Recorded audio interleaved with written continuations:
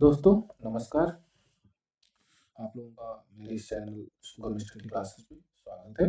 आइए हम देखते हैं सल्तनत कालीन स्थापत्य कला या वास्तुकला। देखिए, अगर आप यूपी टीजीटी पीजीटी की तैयारी कर रहे हैं या बिहार टीजीटी पीजीटी की तैयारी कर रहे हैं तो आपके लिए यह टॉपिक बहुत ही इम्पोर्टेंट है।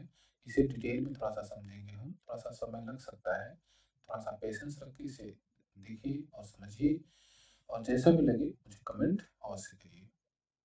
ठीक, तो चलिए स्टार्ट करते हैं हम सल्तनत कालीन स्थापत्य। देखिए, दिल्ली सल्तनत की स्थापना के साथ साथ नई वास्तुकला विकसित हुई जिसे इंडो इस्लामिक वास्तुकला कहते हैं। दिल्ली सल्तनत की स्थापना हुई, आप लोगों को मालूम है कि मोहम्मद घोरी ने भारत पर आक्रमण किया और वापस चला गया, लेकिन उसने कुतुबुद्दीन ऐबक को यहीं पर छोड़ दिया और उसे एज ए सिपा सलार यहाँ पर नियुक्त कर दिया था। उसने क्या किया कि उसको तत्काल में तुरंत जल्दी से उस मस्जिदों की जरूरत पड़ी। उसने दिल्ली में एक कुब्बतुल इस्लाम मस्जिद और अजमेर में आयत का झोपड़ा बनवाया, कुतुब मीनार की नींव भी रखी। लेकिन जल्दी से उसे कारीगर की जरूरत थी। उसने भारतीयों को शामिल किया, क्योंकि वहां से कारीगर नहीं आए थे, जो बनाने वाले होते हैं नहीं आए थे। तो भारतीयों ने और जो इस्लामिक जो आर्किटेक्चर था उसका उपयोग किया, उसको बनाया, और उस बनाने में जो एक नई शैली निकल के सामने आई उसे हम कहते हैं इंडो इस्लामिक शैली। यहाँ पे लिखा हुआ है इंडो इस्लामिक वास्तुकला कहते हैं। ओके, अब देखिए, जो नई बात आई वो थी मेहराब और गुंबद, आर्क जिसे कहेंगे हम अभी। यह मेहराब और गुंबद तुर्कों ने भारत में इंट्रोड्यूस किया और तुर्कों द्वारा लाया गया। पहले आइए देखते हैं, अरबों ने मेहराब और गुंबद बनाने की कला बैजेंटाइन साम्राज्य से रोम के माध्यम से ग्रहण किया था। 13वीं शताब्दी ईस्वी में भारत में नगरों का विकास हुआ। नगरों के विकास में तुर्की वास्तुकला का महत्वपूर्ण योगदान था। देखिए, ये जो मेहराब और गुंबद जो इंट्रोड्यूस किया गया इंडिया में, भारत में तुर्कों द्वारा, उसे सबसे पहले अरबों ने ग्रहण किया था। और कहाँ से? बैजेंटाइन साम्राज्य से। कहाँ से? बैजेंटाइन साम्राज्य से, जब बैजेंटाइन को जीत लिया गया था, ठीक, और रोम के माध्यम से ये ग्रहण किया। ठीक है, और जब ग्रहण किया वो लोग यहाँ आए और सल्तनत की स्थापना हुई, एक नया तुर्की साम्राज्य बना। तो उस समय नगरों का विकास खूब हुआ, क्योंकि ये जो विजेता थे इन लोगों ने क्या किया कि ढेर सारे किले बनाए, मस्जिदें बनाई, और एक नए तरह का कल्चर स्टार्ट हुआ, जिससे कि नगरों का विकास हुआ। ठीक है, भारत में इमारत बनाने में पहले स्तंभ एवं धरनी यानी लिंटल एंड बीम और कदली काकत यानी कार्बेलिंग का प्रयोग होता था। यहाँ पर आपके सामने चित्र है, इस पे आते हैं। देखिए, ये जो है आपका लिंटल है, बीम पर लिंटल डाल के जैसे आज भी छत बनते हैं उसी तरह बनते थे उस समय। ठीक, लेकिन उस समय सीमेंट का प्रयोग नहीं होता था। कैसे होता था कि ढेर सारे खंभे खड़े कर दिए जाते थे और उस पे जो है मिट्टी और लकड़ी और सब चीज़ों से उस पे छत बना दिया जाता था। उसी को लिंटल कर दिया गया। उसके और उसके अलावा कदली काकत यानी कार्बेलिंग। ये देखिए, कार्बेलिंग सिस्टम है। ये ईंट के ऊपर ईंट लगा के अंत में जो है एक बड़ा सा पत्थर रख के इसको बंद कर दिया गया है। तो इसको कहा गया कार्बेलिंग सिस्टम। ये भारत में पहले प्रचलित में था, भारतीय इसको बनाना जानते थे अच्छे से। लेकिन जब तुर्क भारत में आए तो इन्होंने मेहराब, ये आप नीचे देख रहे होंगे, मेहराब को इंट्रोड्यूस किया। मेहराब को बनाने के लिए कहा, क्योंकि भारतीयों को तो पहले से मेहराब बनाने आता नहीं था, हालांकि उन्हें कार्बेलिंग आता था। ये कार्बेलिंग, कदली काकत, इसी को ध्यान से आप देखेंगे तो देखिए मेहराब से कुछ मिलता जुलता है, क्योंकि मेहराब एकदम अलग है लेकिन थोड़ा सा मिलता जुलता है। तो भारतीयों ने इसको मेहराब को बनाया। ओके, आइए हम और आगे समझे थोड़ा सा। देखिए, तुर्कों के आगमन के कारण स्तंभ और धरनी यानी लिंटल एंड बीम के स्थान पर मेहराब और गुंबद यानी आर्क एंड डोम बनने लगे। समझ रहे हैं? यानी जो लिंटल और बीम पहले जो व्यवस्था थी भारत में, जो आर्किटेक्चर था जो चल रहा था, उसकी जगह क्या होने लगा? आर्क बनने लगा यानी मेहराब बनने लगा, और डोम यानी गुंबद बनने लगा, जिसका कारण था गारे के रूप में प्रयोग होने वाला चूना का सीमेंट। समझ रहे हैं? भारत में चूने के स्थान पर मिट्टी, पत्थर, लकड़ी मिट्टी में भूसा मिलाकर गारा तैयार किया जाता था। ये पहले तैयार किया जाता था जब लिंटल और बीम बनाए जाते थे। लेकिन अब क्या हुआ, तुर्कों के आने से क्या हुआ, सल्तनत की स्थापना से क्या हुआ, तो तुर्कों के आगमन के बाद चूने में प्लास्टर ऑफ पेरिस यानी प्लास्टर मिलाकर गारा तैयार किया जाने लगा। यह गारा बनाने की तकनीक तुर्कों ने बैजेंटाइन साम्राज्य पर विजय के बाद वहां से ग्रहण किया था। तो बात समझ गए कि क्या बदलाव हुआ, इंडो इस्लामिक शैली में क्या चेंजेस हुआ। देखिए, बनाया भारतीयों ने था, लेकिन जो आर्किटेक्चर था वो बैजेंटाइन साम्राज्य से लिया गया था, और उसे लाया किसने था, तो तुर्कों ने लाया था। और वह आर्किटेक्चर था क्या, तो वह था आर्क और डोम। मेन इंपॉर्टेंट ये है मेहराब और गुंबद। ओके, इसी को कहा गया इंडो इस्लामिक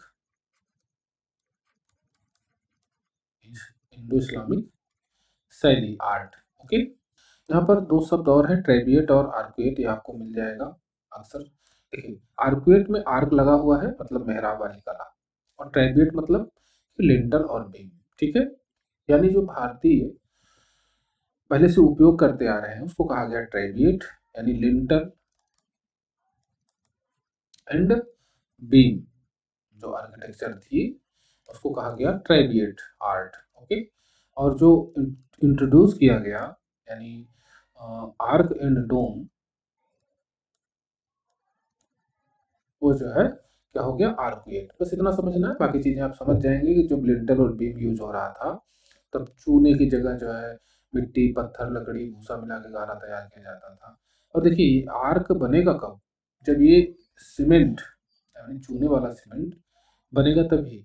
ये जो है लकड़ी से या फिर मिट्टी से ये आर्क नहीं बन सकता। ठीक है, तो इस शब्द का मतलब आप समझ गए होंगे। ठीक, आइए हम और आगे देखते हैं थोड़ा सा। चूना गारा के प्रयोग के कारण मेहराब गुंबद बनाना संभव हुआ।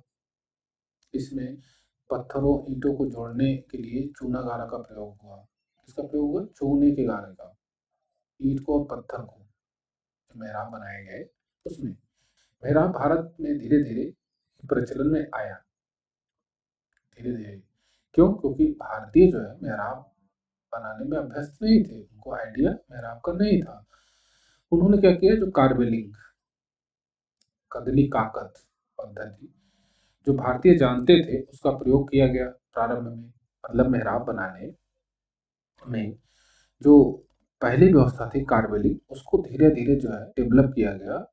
अगर हम कुतुब मीनार को देखें तो इसमें कार्बेलिंग सिस्टम का ही उपयोग किया गया है, लेकिन ये मेहराब की तरह दिखता है। ठीक, और इसीलिए इसको इंडो इस्लामिक शैली भी कहा जाता है। आइए और थोड़ा सा देख लेते हैं।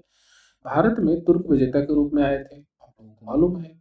उनके साथ कारीगर नहीं आए थे, ये भी आपको मालूम है भाई। वो सैनिक के रूप में आए थे, उन्होंने युद्ध किया, जीते और यहाँ पर अपनी सल्तनत की स्थापना कर दी। जिसके कारण भारतीयों को भवन निर्माण में सहयोग लेना पड़ा। जिसके कारण क्या करना पड़ा उनको, भारतीयों का भवन निर्माण में सहयोग लेना पड़ा। जिसके कारण जो वास्तुकला बनी उसे भारतीय मुस्लिम शैली कहा गया, यानी इंडो इस्लामिक आर्ट कहा गया। जॉन मार्शल ने इस शैली को भारतीय मुस्लिम यानी इंडो इस्लामिक आर्ट कहा है। ये भी जानते रहिए किसने कहा है, तो जॉन मार्शल ने कहा है। जो शैली स्टार्ट हुई 12वीं शताब्दी से, उसे क्या कहा जाएगा, इंडो इस्लामिक आर्ट। ठीक है, यह अपने आप में एक नवीन शैली थी, तो नई शैली थी। आप लोगों को बात क्लियर हो गई होगी। आइए आगे देखते हैं। तो मुस्लिम शैली की विशेषता क्या थी, मुस्लिम शैली की विशेषता, ये जो इस्लामिक आर्ट था उसकी क्या विशेषता थी, तो गुंबद एक बड़ी विशेषता। विशाल दरवाजा, दरवाजा जो होता था बड़ा बड़ा होता था। कुरान की आयतें लिखी होती थी। ठीक है, जो नया आर्किटेक्चर आया, जो मस्जिद बनी, उसमें गुंबद बना, विशाल दरवाजा बना, और क्या हुआ, कुरान की आयतें लिखी गई। कंक्रीट चूना का प्रयोग किया गया, पत्थर और चूने का प्रयोग किया गया। छज्जे का प्रयोग किया गया। आप सभी इमारतों में देखेंगे छज्जा बाहर की तरफ लटका हुआ छज्जा होता था।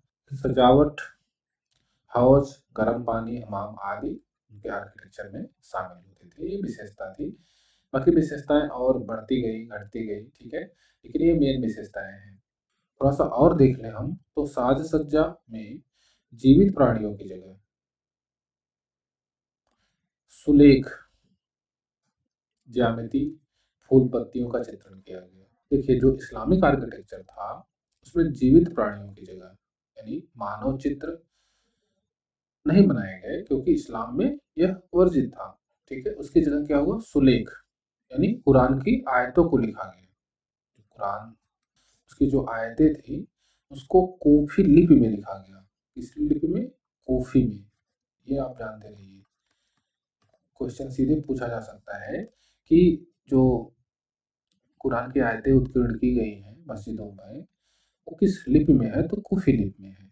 उसके अलावा ज्यामिति, ज्यामिति मतलब कि साड़ी का किनारा टाइप का ज्यामिति बनाया गया। फूल पत्तियों का चित्रण किया गया। ठीक है, लेकिन मानव या जीवित प्राणियों का चित्रण नहीं मिलता है आपको, क्योंकि ये इस्लाम में वर्जित है। ओके, इसके अलावा अरबेस्क या अरेबेस्क शैली, इस शैली का प्रयोग खूब किया गया है हर जगह। क्या है ये, यह एक अनवरत तने के रूप में बनाया जाता था जो बार बार विभाजित हो जाता था।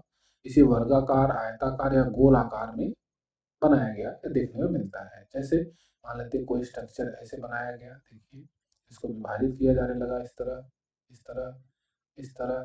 ठीक है, इस तरह से आपको आर्किटेक्चर मिलेगा। अब इसको किसी आयत में बनाया जाए या किसी गोल आकृति में बनाया जाए, ऐसे ऐसे। ठीक है, तो ये क्या हो रहा है कि देखिए तना निकल रहा है और क्या हो रहा है, ये डिवाइड होता जा रहा है, विभाजित होता जा रहा है।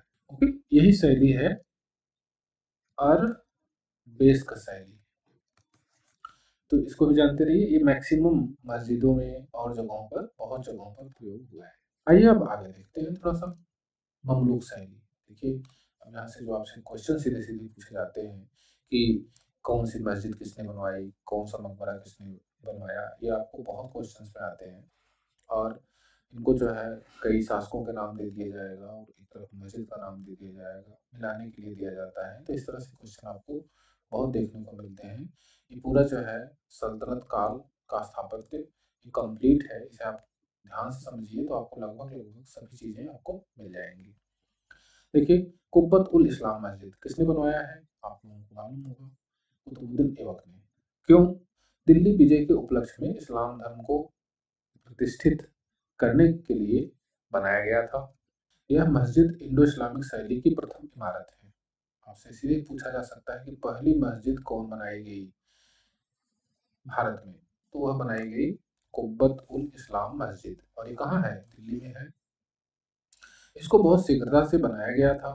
इसमें 27 जैन मंदिरों को, जिनको हिंदू मंदिरों में परिवर्तित कर दिया गया था, को तोड़कर बनाया गया है। पहले तो ये जैन मंदिर था, उसको तोड़ के हिंदू मंदिर बनाया गया, और उन हिंदू मंदिरों को तोड़कर ये कुब्बतुल इस्लाम मस्जिद बनाया गया। 1330 ईस्वी में इल्तुतमिश ने मस्जिद के प्रांगण को दोगुना करवाया और आगे चलकर अलाउद्दीन ने चार दीवारी बना दी। तो यह मस्जिद किसने बनवाया था, कुतुबुद्दीन ऐबक ने बनवाया था। और इसमें जो काम किया गया वो इल्तुतमिश द्वारा भी किया गया और अलाउद्दीन खिलजी द्वारा भी थोड़ा बहुत कुछ किया गया।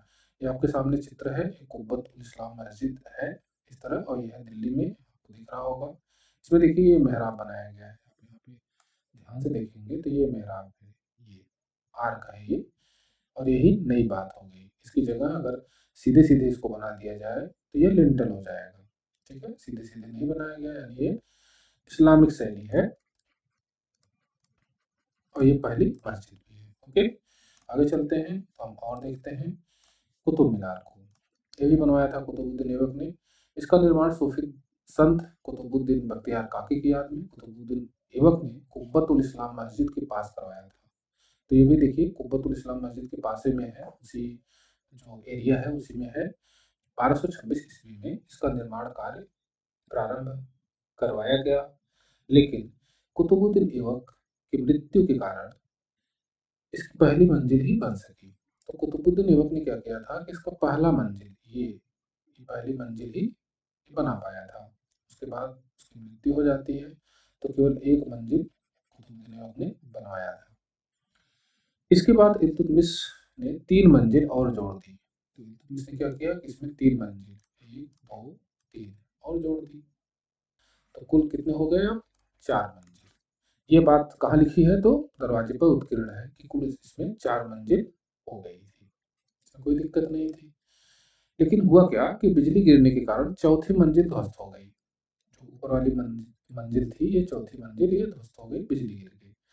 तब फिरोज शाह तुगलक ने चौथी मंजिल की जगह 2 और मंजिल बनवा दी, यानी ये और ये।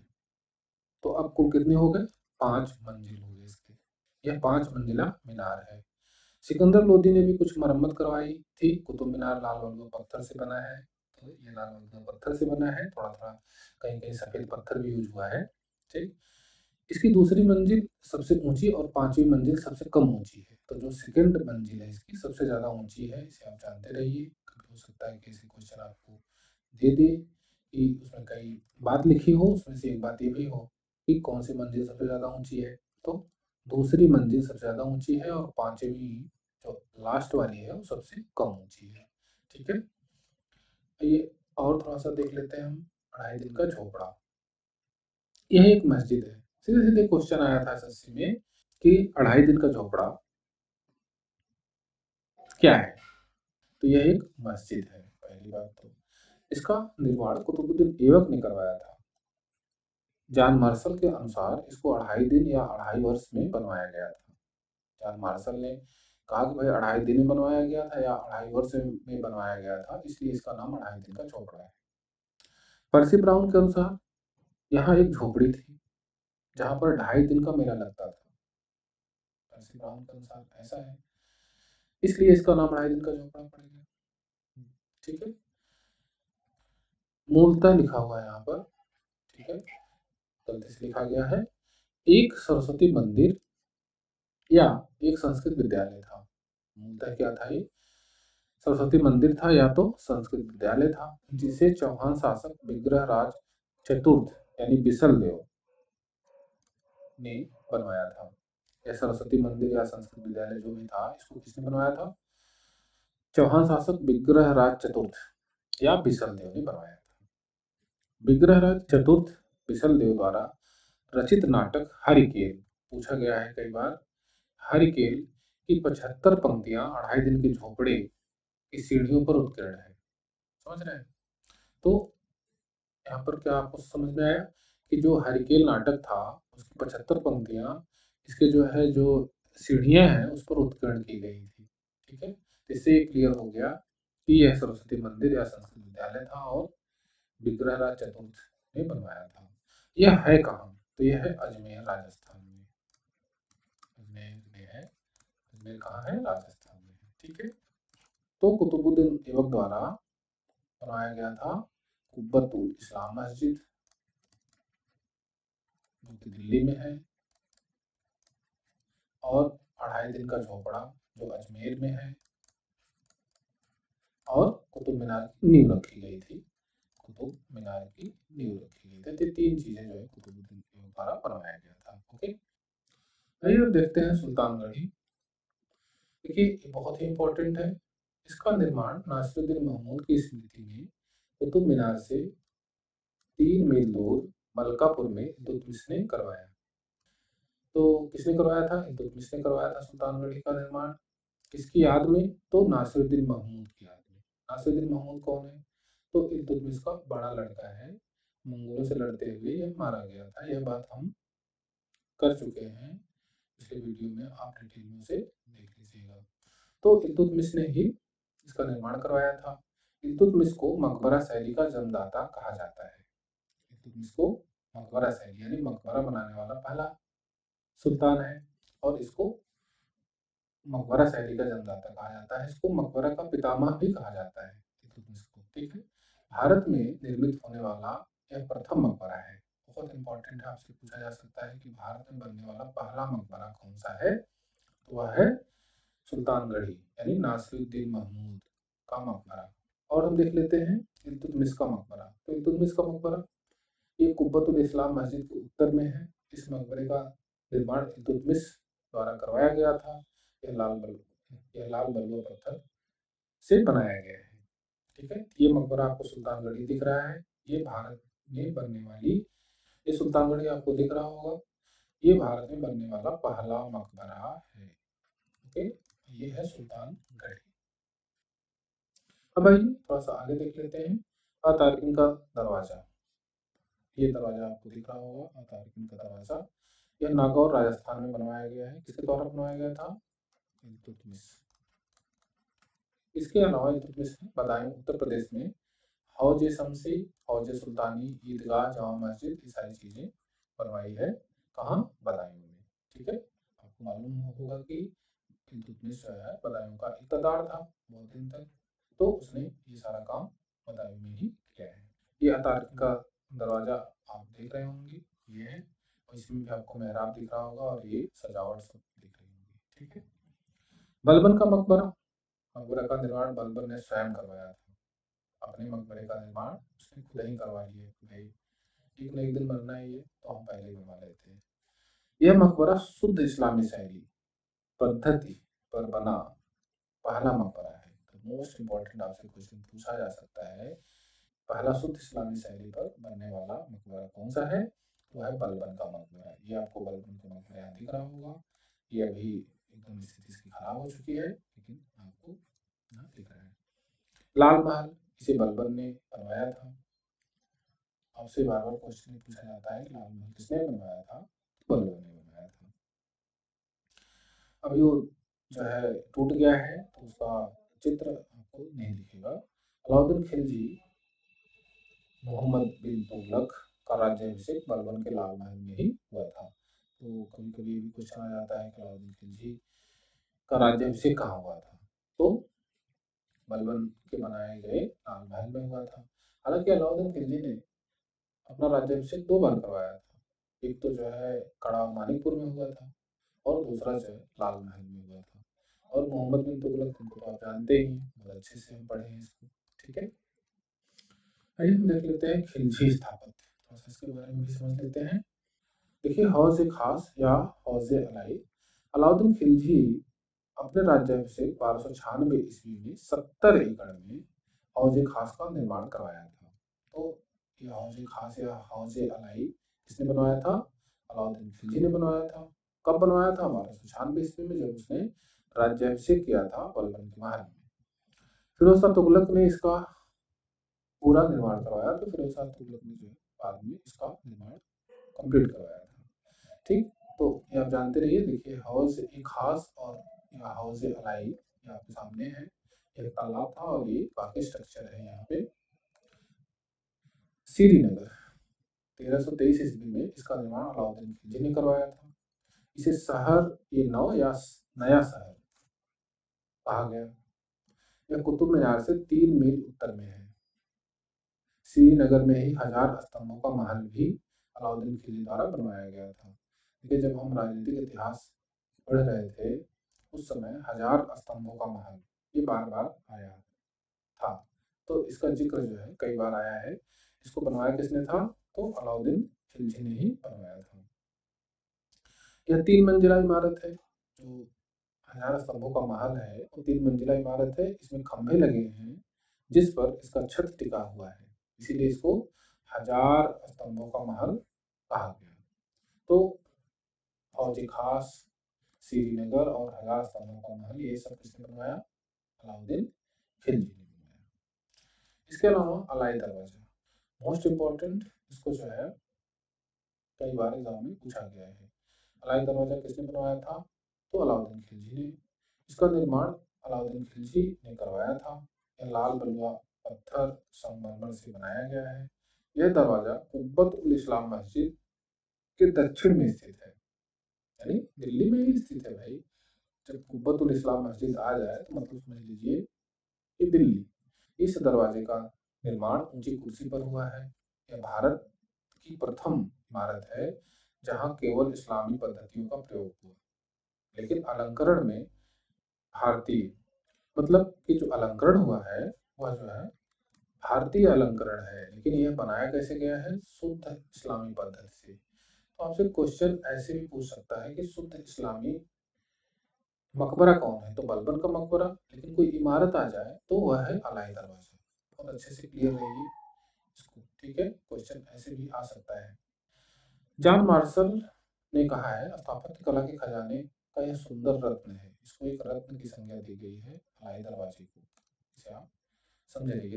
ये अलाई दरवाजा आपके सामने है। यहाँ पर देखिए ये अलाई दरवाजा का स्ट्रक्चर है और इधर बगल में कुतुब मीनार है, बगल में कुब्बतुल इस्लाम मस्जिद भी है। तो सारी चीजें एक ही जगह है।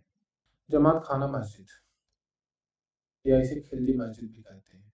अलाउद्दीन खिलजी के बेटे खिज्र खां द्वारा निर्मित यह मस्जिद निजामुद्दीन बस्ती दरगाह परिसर यानी निजामुद्दीन औलिया दरगाह परिसर में सबसे बड़ी मस्जिद है। जो ये जमात खाना मस्जिद या खिलजी मस्जिद है, ये है कहाँ? तो निजामुद्दीन औलिया का मकबरा जहाँ पर है, उसी बस्ती में सबसे बड़ी मस्जिद है ये। और इसको बनवाया किसने था? तो खिज्र खां ने बनवाया था। खिज्र खां कौन है? अलाउद्दीन का लड़का है ये। अलाई मीनार, इसको भी थोड़ा सा जान लेते हैं। इसको कुतुब मीनार के दुगने आकार का बनवाना था। अलाउद्दीन खिलजी ने ऐसा सोचा कि हम कुतुब मीनार से दुगने आकार का, दुगनी ऊंचाई वाला एक मीनार बनाएंगे, लेकिन ऐसा हो नहीं पाया। 1311 ईस्वी में प्रारंभ की गई, लेकिन अलाउद्दीन खिलजी की मृत्यु के कारण अधूरा रह गया, तो ये अलाई मीनार बन नहीं पाई। कुखा मस्जिद, इसको भी जान लेते हैं थोड़ा सा। इस मस्जिद का निर्माण मुबारक शाह खिलजी द्वारा भरतपुर राजस्थान में करवाया गया था। कुखा मस्जिद को पूछा जाता है कि कहाँ है ये, तो राजस्थान में है, इसे पूछा जाता है। जमात खाना या खिलजी मस्जिद आपके सामने है, इसी के बगल जो है निजामुद्दीन औलिया की दरगाह भी है। आगे देखते हैं तुगलक कालीन स्थापत्य। यहाँ से भी क्वेश्चन आपसे पूछे जाते हैं। एक अलग तरह की विशेषता है तुगलक कालीन स्थापत्य की। तुगलक वास्तुकला अपनी सादगी एवं भव्यता के लिए जानी जाती है। सादगी और भव्यता दोनों चीजें तुगलक वास्तुकला में आपको मिलती हैं। तुगलक कालीन वास्तुकला से हमें तत्कालीन प्रशासनिक एवं आर्थिक समस्याओं के बारे में जानकारी मिलती है। आप लोगों को तो मालूम होगा कि तुगलक के समय आर्थिक समस्याएं अधिक हो गई थी। सही तो मोहम्मद बिन तुगलक के समय उसके जितनी भी स्कीमें थी, स्कीमें कह रहे हैं, स्कीमें थी, सब फ्लॉप हो गई। ठीक है, ये सारी स्कीमें जो है आपको राजनीतिक वाले वीडियो में मिल जाएगा, आप देख लीजिएगा। तो आर्थिक समस्याएं अधिक थी, इसकी वजह से जो इमारतें बनाई गई वो सादी थी लेकिन भव्य थी। मोटी मोटी दीवार, बड़े बड़े जो है गुंबद बनाए गए, लेकिन सब सादे थे, उसमें सजावट नहीं की गई, बहुत कम मिलती है। इसके अलावा फिरोज शाह तुगलक रूढ़िवादी शासक था। इसी कारण तुगलक वास्तुकला में सजावट कम मिलती है। इस कारण भी तुगलक वास्तुकला में सजावट नहीं मिलती है। तो आपसे क्वेश्चन पूछा जा सकता है किन सुल्तानों की वास्तुकला में सजावट कम मिलती है? तो फिरोज शाह तुगलक हो गया, मोहम्मद बिन तुगलक हो गया, ये सब आप जानते रहिए। विशेषता, जो तुगलक कालीन वास्तुकला थी उसकी क्या विशेषता है? तो तुगलक कालीन इमारतों में नींव गहरी होती थी, दीवारें मोटी थी, इमारत में मीनारों का प्रयोग नहीं किया गया था।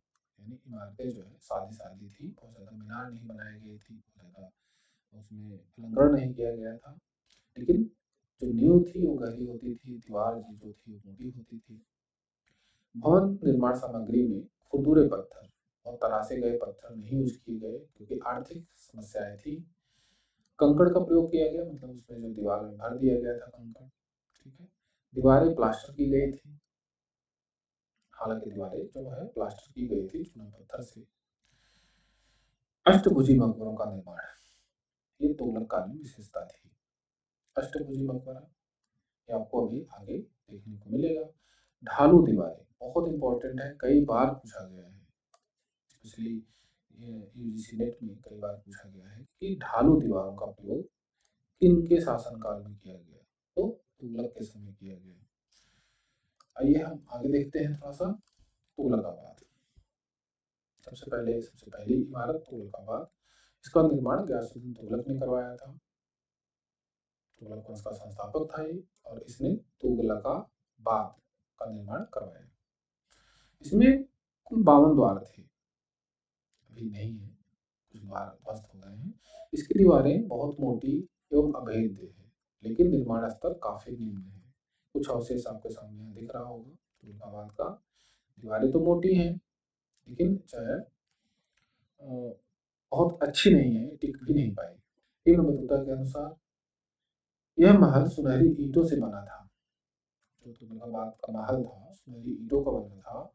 सूर्योदय के समय इतनी तेज चमकता था कि किसी की आंख उस पर नहीं टिक ठहरती थी।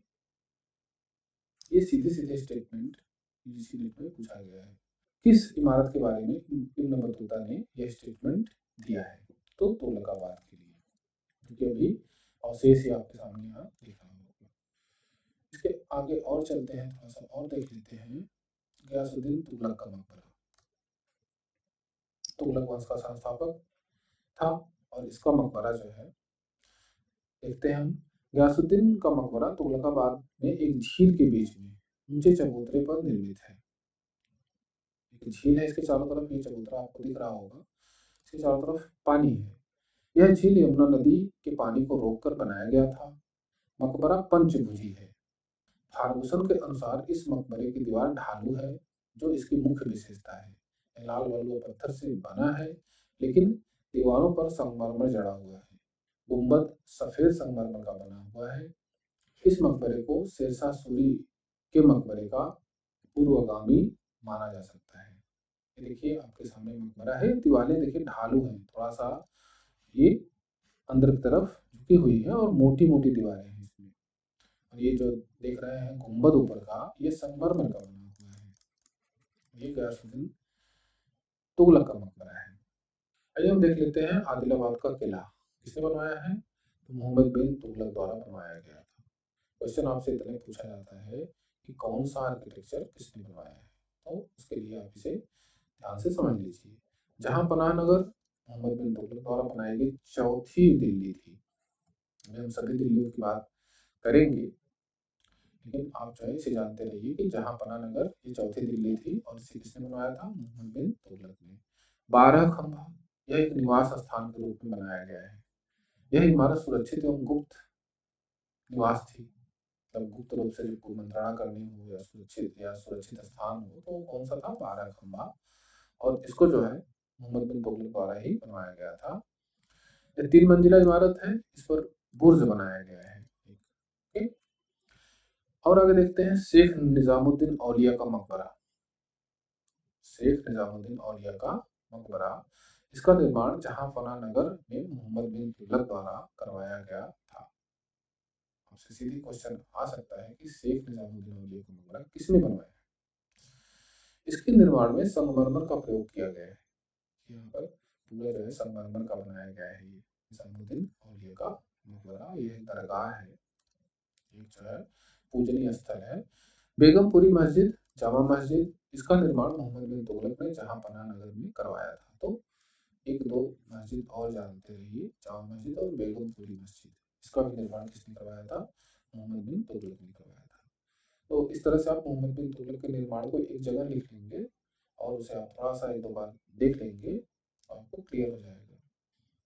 इसके अलावा हम देखते हैं फिरोज शाह तुगलक को। मोहम्मद बिन तुगलक के बाद जो शासक बना फिरोज शाह तुगलक, परिष्ठा के अनुसार फिरोज वास्तुकला का महान प्रेमी था। फिरोज शाह तुगलक जो है वास्तुकला का प्रेमी था। फिरोज ने स्वयं कहा है कि अल्लाह ने इमारत के निर्माण की इच्छा उपहार स्वरूप प्रदान की थी। यानी वह स्वयं मानता है फिरोज हमें जो है इमारत निर्माण को उपहार स्वरूप मिला हुआ है और हम निर्माण करेंगे। गुंजले हेग ने फिरोज शाह की तुलना रोमन सम्राट ऑगस्टस से की है। तो आपसे इसे भी क्वेश्चन पूछा जा सकता है कि किसकी तुलना रोमन सम्राट ऑगस्टस से की गई है? तो फिरोज शाह तुगलक की। इसकी कुछ इमारतों को देख लेते हैं हम। मार्शल के अनुसार फिरोज स्थापत्य कला विशेषज्ञ था।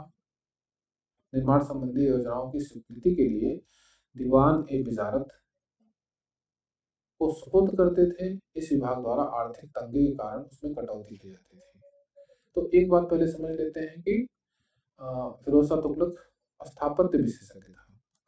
निर्माण संबंधी कोई योजना बनती थी, जो इंजीनियर्स थे बनाते थे, लेकिन उन योजनाओं को स्वीकृति के लिए दीवाने विजारत में भेजा जाता था और दीवाने विजारत की स्थिति आर्थिक स्थिति ठीक नहीं थी।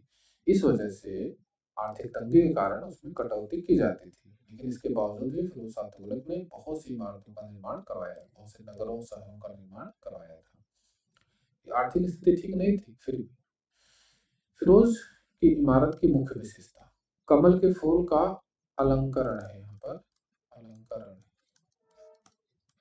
के रूप में उत्कीर्ण किया जाना, ये मुख्य विशेषता थी फिरोज शाह की इमारतों की, कि उसमें कमल के फूल का अलंकरण खूब किया गया। फिरोज शाह कोटला, फिरोज शाह ने फिरोजाबाद नगर की स्थापना की। यह 5वीं दिल्ली थी, इसी में फिरोज शाह कोटला का निर्माण करवाया। तो 5वीं दिल्ली आपको मालूम होगी, चौथी दिल्ली किसने बनवाया? तो मोहम्मद बिन तुगलक ने। 5वीं दिल्ली किसने बनवाया? तो फिरोज शाह तुगलक ने, फिरोजाबाद नगर के नाम से। और इसी में क्या है, फिरोज शाह कोटला महल है ये, और ये बनाया गया। हौज ए खास का मदरसा, इसको भी जान लीजिए। यह तालाब के बीच में बनाई गई 2 मंजिली इमारत है। फिरोज शाह का मकबरा, इस मकबरे में केवल एक ही गुंबद है, लाल बलुआ पत्थर एवं संगमरमर से बनाया गया है। पर्सी ब्राउन के अनुसार हिंदू मुस्लिम शैली पूर्ण रूप से विकसित हो चुकी थी। तो पर्सी ब्राउन अब मानते हैं कि अब जो है, जो इंडो इस्लामिक शैली जो हमने ऊपर देखा है, वो पूर्ण रूप से विकसित हो चुकी है। आइए थोड़ा सा और आगे देख लेते हैं। खाने जहां तेलंगानी, देखिए खूब बार पूछा गया है, अनेकों बार क्वेश्चन आया हुआ है। खाने जहां तेलंगानी का मकबरा, इसे मोस्ट इंपॉर्टेंट आप रख सकते हैं, टीजीटी या बिहार टीजीटी, कोई भी एग्जाम उसके लिए। इसका निर्माण फिरोज के वजीर खाने जहां तेलंगानी के पुत्र खाने जहां जौना शाह, देखिए खाने जहां प्रथम है, खाने जहां तेलंगानी, और जौना शाह खाने, ये जो है खाने जहां द्वितीय। 1368-69 ईस्वी में दिल्ली में करवाया गया था खाने जहां तेलंगानी मकबरे का निर्माण। यह पूछा क्यों जाता है, यह अष्टकोणीय या अष्टभुजी मकबरा है। खूब बार पूछा गया है कि अष्टकोणीय या अष्टभुजी मकबरा किसका है, तो खाने जहां तेलंगानी का है। आकृति में निर्मित प्रथम मकबरा है, तो आप समझ गए। मार्शल के अनुसार यह मकबरा जेरूसलम के डोम ऑफ रॉक से साम्यता रखता है, तो इसलिए बहुत ज्यादा इंपॉर्टेंट हो जाता है कि डोम ऑफ रॉक, जिसे उमर ने बनवाया था, खलीफा उमर ने, उससे साम्यता रखता है ये खाने जहां तेलंगानी का मकबरा। इसके अलावा काली मस्जिद, खिड़की मस्जिद, कला मस्जिद, इन सब का निर्माण जौना खान ने करवाया था। ठीक है, आप जानते रहिए आगे। अच्छा, ये जौना खान मोहम्मद बिन तुगलक जौना खान नहीं है, ये खाने जहां तेलंगानी का पुत्र है। ठीक है, कंफ्यूज मत होइएगा। इसके अलावा सैयद तथा लोदी कालीन वास्तुकला थोड़ा सा समझते हैं। इसकी विशेषता क्या है? विशेषता, सैयद के समय राजनीतिक अस्थिरता के कारण निर्माण कार्य प्रभावित हुआ।